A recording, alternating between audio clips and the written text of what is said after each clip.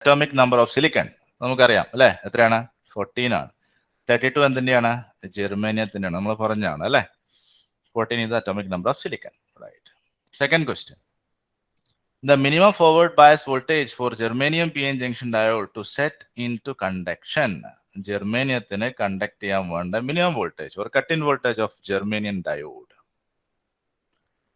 എത്രയാണ് ജെർമേനിയം ഡയോഡിന്റെ cut in voltage? ഒരു മാർക്ക് ഡയറക്റ്റ് ആയിട്ട് ചോദിച്ചാൽ ഒറ്റ സെക്കൻഡിന് നമുക്ക് ആൻസർ ചെയ്യാം. 0.3 ആണ് അല്ലെ. റൈറ്റ്, 0.3 ആണ്. 0.7 സിലിക്കൺ ആണ്. അത് നമുക്കറിയാം. Third question, when the reverse bias increases for a diode, the p-n junction capacitance. Okay, when the reverse bias increases for a diode, the p-n junction capacitance, നമുക്കറിയാം C is proportional to 1 by W and W is proportional to root V. അല്ലേ? So C is proportional to 1 by root V. നമ്മൾ പറഞ്ഞു. Or C is proportional to V raised to minus 1 by 2. 1 by root 2 എന്ന് പറഞ്ഞാൽ 1 by V raised to 2 ആണ്. That's equal 1 by 2 ആണ്. That's equal to V raised to minus 1 by 2 ആണ്. അല്ലെ? Options ഏതാ നോക്കിയാൽ നിങ്ങൾ.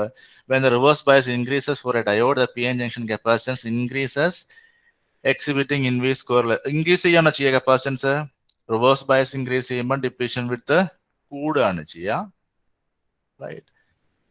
ഇൻവേഴ്സ് സ്ക്വയർ റിലേഷൻ ആയിരുന്നു, പക്ഷേ റിവേഴ്സ് ബയസ് ഇൻക്രീസ് ചെയ്യുമ്പോൾ W ഇൻക്രീസ് ചെയ്യും. W ഇൻക്രീസ് ചെയ്യുമ്പം കപ്പാസിറ്റൻസ് ഡിക്രീസ് ചെയ്യും അല്ലെ. C equal to 1 by epsilon A by WL. Reverse bias കൂട്ടുമ്പോൾ W ഇൻക്രീസ് ചെയ്യും, ഡെപ്ലീഷൻ റീജിയൻ കൂടും റിവേഴ്സ് ബയസ് കൂട്ടുന്ന സമയത്ത്. അപ്പം ഡബ്ല്യൂയുടെ വാല്യൂ കൂടും. ഡബ്ല്യൂയുടെ വാല്യൂ കൂടുമ്പം കപ്പാസിറ്റൻസ് കുറയാണ് ചെയ്യുക. As W increases, capacitance will decrease. Right. അപ്പം റിവേഴ്സ് ബയസ് ഇൻക്രീസ് ചെയ്ത് കഴിഞ്ഞാൽ കപ്പാസിറ്റൻസ് ഡിക്രീസ് ചെയ്യാണ് വേണ്ടത്. സോ ഐദർ ഓപ്ഷൻ ബി ആയിരിക്കും അല്ലെങ്കിൽ ഡി ആയിരിക്കും. റൈറ്റ്, ഡിക്രീസ് ചെയ്യാണ് വേണ്ടത്. Inverse square relation, inverse square root relation. Inverse square ആണോ?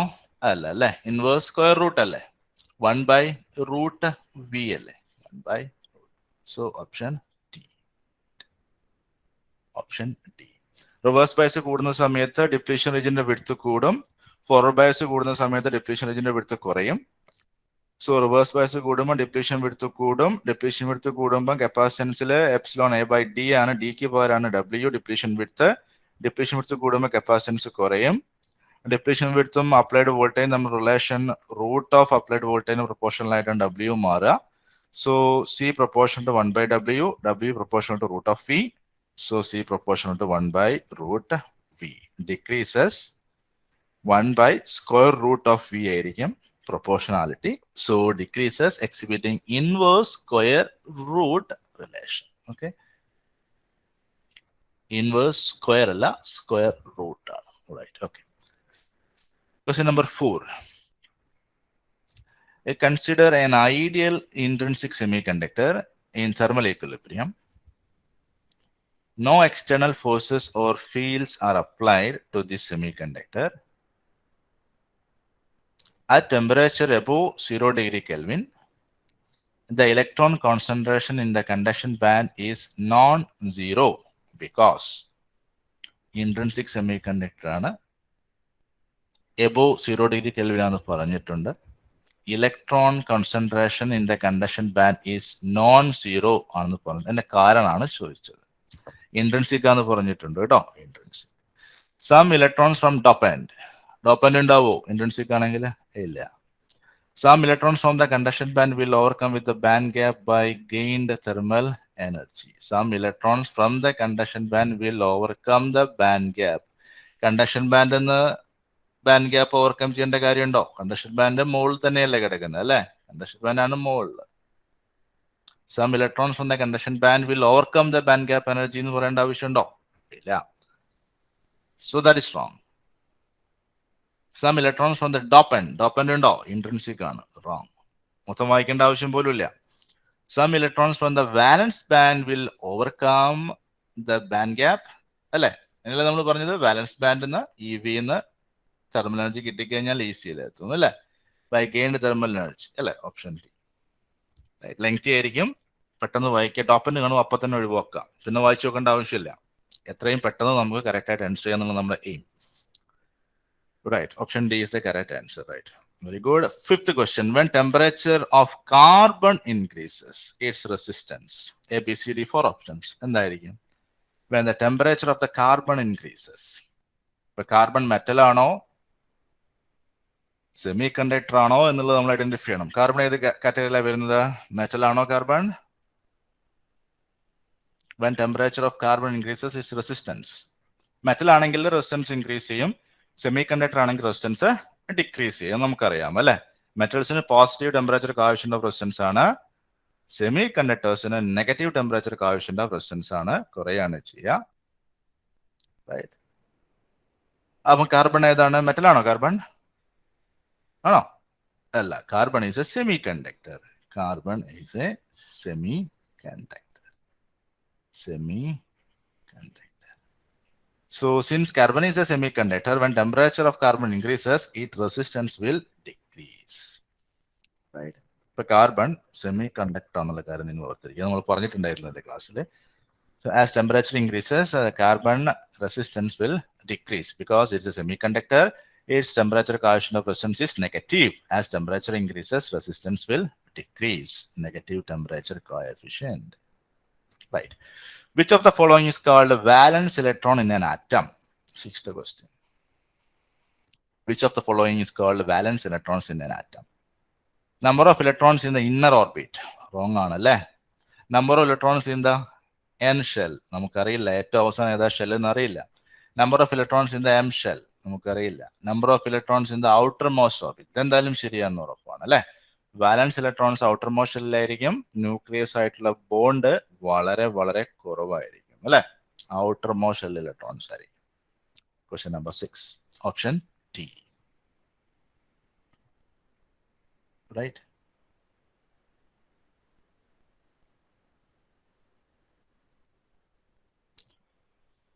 Then which of the following has negative temperature coefficient of resistance?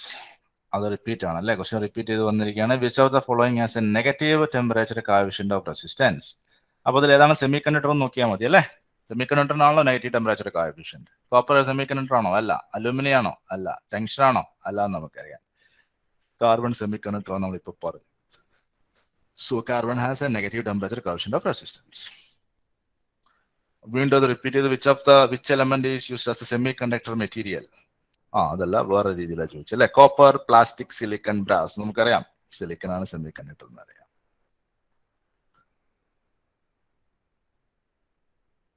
Ninth ക്വസ്റ്റ്യനിൽ പറഞ്ഞിരിക്കുന്നത് for a 2 terminal device, resistance decreases when temperature increases. The device is made up of metal, made up of semiconductor, dielectric, none of the above.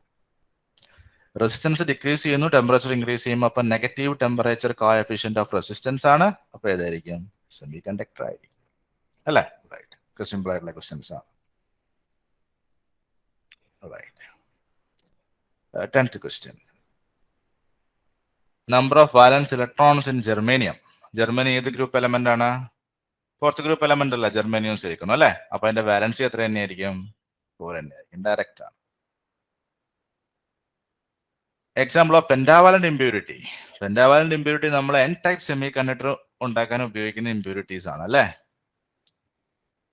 Right. ഏതാണ് pentavalent impurity? നമ്മൾ പറഞ്ഞതാണ് phosphorus, arsenic, antimony, bismuth. അത്രയാണ് pentavalent അല്ലെ. So ഗാലിയാണോ pentavalent? അല്ല, phosphorus ആണ് pentavalent അല്ലെ. അപ്പൊ അതിൽ കാർബൺ ഏത് ഗ്രൂപ്പാണെന്നൂടെ നമുക്കൊന്ന് പറഞ്ഞിട്ട് പോവാം. കാർബൺ 4th ഗ്രൂപ്പ് ആണ് കേട്ടോ. 4th ഗ്രൂപ്പ്, വാലൻസി 4 ആണ്. അലൂമിനിയം, ഗാലയും നമുക്കറിയാം ട്രൈവാലന്റ് ഇമ്പ്യൂരിറ്റീസ് ആണ്. ട്രൈവാലന്റ് അല്ലെ. Boron, aluminium, gallium, indium trivalent ആണ് നമുക്കറിയാം. Carbon is a 4th group element. Tetravalent ആണ്. 4th ഗ്രൂപ്പ് എന്ന് പറഞ്ഞാൽ ടെട്രാവാലന്റ് ആണ്. Phosphorus is a pentavalent. Valency 5 ആണ്. Forbidden energy band gap for silicon, the forbidden energy band gap for germanium is എത്രയാണ്? 7.2 electron volt ആണോ? അല്ല, എത്രയാണ്? അത് that is more close to barrier potential തന്നെയായിരിക്കും ഇൻ വോൾട്സിൽ അല്ലേ. എനർജി ഗ്യാപ്പ് നമ്മൾ ഇലക്ട്രോൺ വോൾട്സിൽ പറയുന്നു മാത്രമേ ഉള്ളൂ. എത്രയായിരിക്കും? 0.72 ആണോ, 0.32 ആണോ, എന്താണ്? ക്ലാസ്സിൽ പറഞ്ഞു തോന്നുന്നു എനിക്ക്. Forbidden energy band gap of germanium. എപ്പോഴും എനർജി ബാൻഡ് ഗ്യാപ്പ് നമ്മൾ ഇലക്ട്രോൺ വോൾട്ടിലേ പറയുള്ളൂ. ബാരിയർ പൊട്ടൻഷ്യൽ ആണെങ്കിലാണത് വോൾട്ടിൽ പറയാം. എത്രയാണ് നമ്മൾ പറഞ്ഞിട്ടുണ്ടായിരുന്നത്? 0.12 ആണോ, 0.32 ആണോ, 0.72 ആണോ, 7.2 ആണോ, 0.32 ആണോ? അത് ബാരിയർ പൊട്ടൻഷ്യൽ അല്ലേ 0.3 നമ്മൾ പറഞ്ഞത്. എനർജി ബാൻഡ് ഗ്യാപ്പ് നമ്മൾ സിലിക്കണിന് പറഞ്ഞത് 1.1 ഇലക്ട്രോൺ വോൾട്ട് ഫോർ സിലിക്കണും ജർമ്മനിയും അറൌണ്ട് 0.65 എന്നല്ല ഞാൻ പറഞ്ഞത് അല്ലേ. 0.65 ഓർ 0.7 എന്നല്ല ഞാൻ പറഞ്ഞത്. 0.65 ഇലക്ട്രോൺ വോൾട്ട് റേഞ്ചിലാണെന്ന് എൻ്റെ ഒരു ഓർമ്മ. എന്തായാലും 0.32 അല്ല, 0.32 ബാരിയർ പൊട്ടൻഷ്യൽ ആണ്, അത് കറക്റ്റ് ആണ്. ഫോർബിഡൻ എനർജി ബാൻഡ് ഗ്യാപ്പ് ആ ചോദിച്ചിരിക്കുന്നത് കേട്ടോ. Energy band gap of silicon 1.1 electron volt ആണ്. ജർമ്മനി അത് കുറവായിരുന്നു, 0.65 ആണ് ഞാൻ പറഞ്ഞത് എൻ്റെ ഒരു ഓർമ്മ. റൈറ്റ്. സോ 0.65 ആകുമ്പോൾ നമുക്ക് അറൌണ്ട് 0.72 ചെക്ക് ചെയ്യാം. റൈറ്റ്. 0.72 ഇലക്ട്രോൺ തെറ്റിക്കരുത് കേട്ടോ. 0.32 ജർമ്മനിയത്തിന്റെ ബാരിയർ പൊട്ടൻഷ്യൽ ആണ്, അത് നമ്മൾ വോൾട്ടിലാണ് പറയാ. എനർജി ബാൻഡ് ഗ്യാപ്പ് ഇലക്ട്രോൺ വോൾട്സിലാണ് പറയാ. 1.1 ആയിരുന്നു, 1.1 1.12 1.11 ഒക്കെ ആവാം. എന്തായാലും ഇൻ ദ ഓർഡർ ഓഫ് 1.1 ആണ് സിലിക്കൺ. ജർമ്മനി അത് 0.65 0.69 0.7 റേഞ്ചിൽ നമുക്ക് പറയാം. സോ മോസ്റ്റ് ക്ലോസ് ആയിട്ട് കിടക്കുന്നത് 0.72 ഇലക്ട്രോൺ വോൾട്ട് ആണ്. ഓഫ് കോഴ്സ് അത് ടെമ്പറേച്ചറിനെ കൂടെ ഡിപ്പെൻഡ് ചെയ്യൂ കേട്ടോ. അറ്റ് റൂം ടെമ്പറേച്ചർ ആണ് 0.65. അതുകൊണ്ട് അപ്രോക്സിമേറ്റ്ലി നമുക്ക് ഓപ്ഷൻസ് നോക്കുന്ന സമയത്ത് മോർ ക്ലോസ് ആയിട്ട് 0.72 ചെക്ക് ചെയ്യാം. റൈറ്റ്. 0.32 റോങ് ആണ്, അത് ബാരിയർ പൊട്ടൻഷ്യൽ അല്ലെങ്കിൽ കട്ട് ഇൻ വോൾട്ടേജ് ആണ്. Right. Okay, right, no problem. When the reverse bias is applied to a junction diode,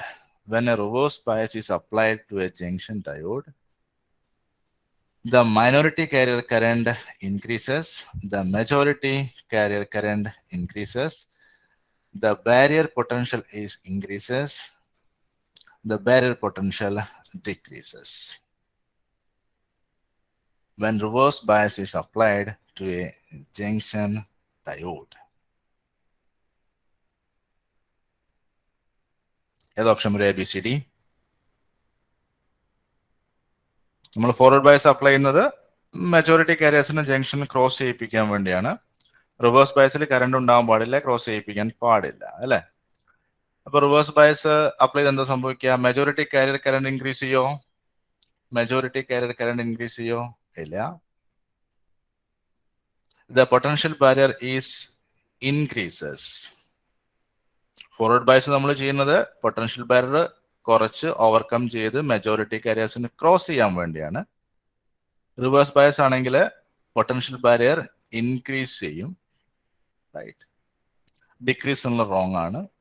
അതിന്റെ കൂടെ തന്നെ റിവേഴ്സ് ബയസ് നമ്മൾ അപ്ലൈ ചെയ്യുന്ന സമയത്ത് മെജോറിറ്റി കാരിയേഴ്സിനെ ബ്ലോക്ക് ചെയ്യുമെന്ന് നമ്മൾ പറഞ്ഞു. അതിന്റെ കൂടെ തന്നെ മൈനോറിറ്റി കാരിയർ കറണ്ട് ഇൻക്രീസ് ചെയ്യുകയും കൂടെ ചെയ്യും. Both A and C are correct ആണ് കേട്ടോ. 13th ക്വസ്റ്റ്യനിൽ നമ്മൾ റിവേഴ്സ് ബയസ് കൂട്ടുന്ന സമയത്ത് ബാരിയർ പൊട്ടൻഷ്യൽ ഇൻക്രീസ് ചെയ്യും.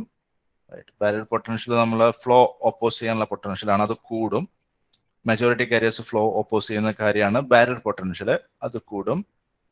അതേപോലെ തന്നെ റിവേഴ്സ് ബയസ് ഇൻക്രീസ് ചെയ്യുമ്പോൾ മെജോറിറ്റി കാരിയേഴ്സിനെ അത് ബ്ലോക്ക് ചെയ്യുന്നുള്ളൂ, മൈനോറിറ്റി കാരിയേഴ്സിന് റിവേഴ്സ് ബയസ് ഈസി ആയിട്ട് പാസ് ചെയ്യും.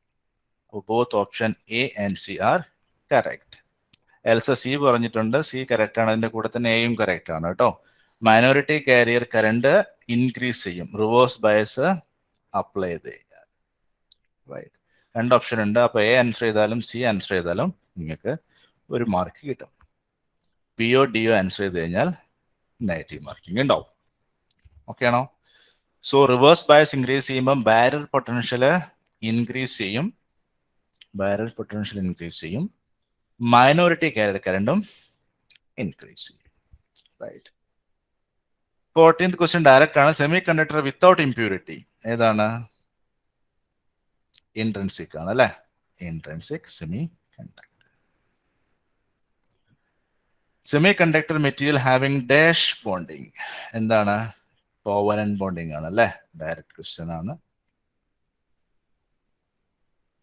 16th ക്വസ്റ്റ്യൻ നമ്മൾ ഇന്ന് ഡിസ്കസ് ചെയ്തതാണ്. Magnitude of electric field intensity in the depletion region of N open circuited PN junction is uniformly distributed ആണോ? Uniformly എന്ന് പറഞ്ഞു കഴിഞ്ഞാൽ ഫ്ലാറ്റ് ആയിരിക്കണം അല്ലെ? ഫ്ലാറ്റ് ആണ് നമുക്ക് കിട്ടിയിട്ടുണ്ടായിരുന്നതല്ല, ഇങ്ങനത്തെ ഷേപ്പാണ് കിട്ടിയത് അല്ലെ? യൂണിഫോംലി അല്ല. Maximum at the region near to P side ആണോ? അല്ല, പി സൈഡില് 0 ആവുക ചെയ്തു അല്ലെ? പിയിൽ 0 ആവുക ചെയ്തു അല്ലെ? That is wrong. Maximum at the junction അത് കറക്റ്റ് ആണ്. Maximum at the region near to N side ആണോ? റോങ് ആണ് അല്ലെ? എൻ സൈഡിൽ അത് 0 ആവുകയാണ് ചെയ്തത്. So maximum at the junction ആണ്. 17th question. Drift current in the semiconductor depends on only the electric field. അത് ചിലപ്പോൾ ശരിയാവാൻ നമുക്ക് ബാക്കി ഓപ്ഷൻസ് നോക്കാം. എന്തായാലും ഡ്രിഫ്റ്റ് ഇലക്ട്രിക് ഫീൽഡിനെ ഡിപ്പെൻഡ് ചെയ്ത് കിടക്കുന്നതാണ്. ഓൺലി ആണെന്നുള്ളത് നമുക്ക് ചെക്ക് ചെയ്യാം. Only the carrier concentration. എന്തായാലും നമ്പർ ഓഫ് കാരിയേഴ്സ് അനുസരിച്ചിട്ടായിരിക്കുമല്ലോ അതിന്റെ ഫ്ലോ ഉണ്ടാവുക അല്ലെ? കാരിയേഴ്സ് രണ്ടും കൂടുമ്പം rate of flow of charge കാരിയേഴ്സും കൂടും അല്ലെ? ഓൺലി ചാർജ് കാരിയേഴ്സ് ആണെന്ന് നമുക്ക് നോക്കാം. Both electric field and carrier concentration അതായിരിക്കുമല്ലോ കറക്റ്റ് അല്ലെ? ഡ്രിഫ്റ്റ് കറണ്ട് ഇലക്ട്രിക് ഫീൽഡ് ഉണ്ടാവുമ്പോൾ ഉള്ള കറണ്ട് ആണ്. അവിടെ കാരിയേഴ്സിന്റെ എണ്ണം കൂടുന്തോറും ഫ്ലോ ചെയ്യുന്ന കാരിയേഴ്സിന്റെ എണ്ണവും കൂടും, rate of flow of charge careers കൂടും. അപ്പൊ റൈറ്റ് ആൻസർ എന്തേ വരുള്ളൂ? സി അല്ലേ വരുള്ളൂ അല്ലെ? C option is correct. അപ്പൊ drift current both electric field and carrier concentration. Diffusion current എന്തിനെ മാത്രമേ ഡിപ്പെൻഡ് ചെയ്യുള്ളൂ? കാരിയർ കോൺസെൻട്രേഷനെ മാത്രമേ ഡിപ്പെൻഡ് ചെയ്യുള്ളൂ. ഓൺലി കാരിയർ കോൺസെൻട്രേഷൻ അല്ലെ? Diffusion current. Drift current drift ചെയ്യാനുള്ള കാരിയേഴ്സും വേണം, ഡ്രിഫ്റ്റ് ചെയ്യിപ്പിക്കാനുള്ള ഒരു മെക്കാനിസവും വേണം. ചെയ്യിപ്പിക്കുന്ന മെക്കാനിസം എന്താണ്? ഇലക്ട്രിക് ഫീൽഡ് ആണ്. മൂവ് ചെയ്യുന്നത് കാരിയേഴ്സ് ആണ്. ഓക്കെ ആണോ? So both number of carriers or concentration of carriers and electric field. So option C is the right choice. Electric field വേണം, carriers കൂടുന്തോറും ഡ്രിഫ്റ്റ് കറണ്ടും കൂടും. ഓക്കെ, സോ ഓൺലി ഇലക്ട്രിക് ഫീൽഡും only carrier concentration wrong ആണ്. Diffusion കറണ്ടില് only carrier concentration മാത്രമേ ഉണ്ടാവുള്ളൂ. Right. For N type semiconductor the Fermi level is. N type എന്ന് പറഞ്ഞാൽ നമുക്കറിയാം കണ്ടക്ഷൻ ബാൻഡിന് അടുത്തോട്ടാണ് ഫെർമി ലെവൽ പോവുക. ഒരുപാട് ഇലക്ട്രോൺസ് ഉണ്ടാവും. അപ്പൊ അതൊക്കെ ഫ്രീ ആവാൻ സാധ്യതയുള്ള ഇലക്ട്രോൺസ് ആണ്. അപ്പൊ ഇലക്ട്രോൺസ് ഒക്യുപ്പൈ ചെയ്യുന്ന എനർജിയുടെ ലെവല് കൂടും, മുകളിലേക്ക് പോവും. ഫെർമി ലെവൽ എന്ന് പറഞ്ഞാൽ 50% ആ ലെവലില് ഒക്യുപ്പൈ ചെയ്യാനുള്ള പ്രോബിലിറ്റി ഉള്ള ലെവലാണ് അല്ലെ? 50%, 50% ഒരു പെർട്ടിക്കുലർ ലെവലിൽ ഒക്യുപ്പൈ ചെയ്യാനുള്ള പ്രോബിലിറ്റി എത്രയാണോ ആ എനർജി ലെവലിനെയാണ് നമ്മൾ ഫെർമി എനർജി ലെവൽ എന്ന് പറയുന്നത് അല്ലെ? ഒരു പെർട്ടിക്കുലർ എനർജി ലെവൽ ഉണ്ട്, അവിടെ ഇലക്ട്രോൺ ഒക്യുപ്പൈ ചെയ്യാനുള്ള പ്രോബിലിറ്റി 50% ആണെങ്കിൽ ആ എനർജി ലെവലിനെ നമ്മൾ ഫെർമി എനർജി ലെവൽ എന്ന് പറയും. അപ്പം എൻ ടൈപ്പിലാണെങ്കിൽ ഒരുപാട് ഇലക്ട്രോൺസ് ഉണ്ടാവും, അതിന് എനർജി ഒരുപാട് കൂടുതലും ആയിരിക്കും. അപ്പൊ ഫെർമി എനർജി ലെവലും കൂടുതലായിരിക്കും, കണ്ടക്ഷൻ ബാൻഡിന് അടുത്തായിരിക്കും. അപ്പൊ എങ്ങോട്ടാ മൂവ് ചെയ്യാം? For N N type semiconductor Fermi level just below the conduction band, just above the valence band, ഇത് റോങ് ആണ്. At the center of the forward band, അത് റോങ് ആണ്. ഇൻട്രിൻസിക് ആണ് centre. Inside the valence band, അത് wrong ആണ്. So just below the conduction band, just below the conduction band or above the middle of the forbidden energy gap. Right. സെന്ററിന്ന് മുകളിലോട്ടായിരിക്കും, അല്ലെങ്കിൽ conduction ബാൻഡിന് തൊട്ട് താഴെയായിരിക്കും. Okay ആണോ? അത് നമ്മൾ പറഞ്ഞാണ് 18th question. റൈറ്റ്. ബാക്കി ക്വസ്റ്റ്യൻസ് നമുക്ക് നെക്സ്റ്റ് ക്ലാസ്സിലോട്ട് മാറ്റിയല്ലോ. റൈറ്റ്. 8:36 ആയി. ഡൗട്ട്സ് ഒന്നുമില്ലേ? നമുക്ക് ഇവിടെ വൈൻഡ് അപ്പ് ചെയ്യാം. ബാക്കി ക്വസ്റ്റ്യൻസ് കുറച്ച് ക്വസ്റ്റ്യൻസ് കൂടെ ഉണ്ടാവും, ഒരു 10 ക്വസ്റ്റ്യൻസ് കൂടെ ഉണ്ടാവും. നമുക്ക് അടുത്ത ക്ലാസ്സിൽ പറയാം. No problem, we have time.